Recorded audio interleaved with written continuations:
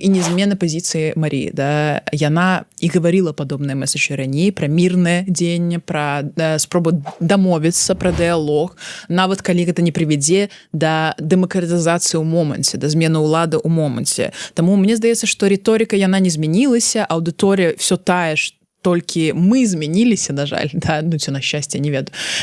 Змяніліся, цяпер, может быть, людзі, якія чакалі, што яна выйдзе і будзе гаварыць штосьці, што ім зараз адгукаецца, у іх не супала з іх чаканнямі. І гэта нармальна, што іх не супала з іх чаканнямі. Што Марія таксама чалавек, я вельмі паважаю, люблю, і я лічу, што яна мае права на такія выказванні абсалютна як палітыкеса, і як былая палізняволена, яка прасядзела 5 год, а людзі, якія пачынаюць на яе там крычаць,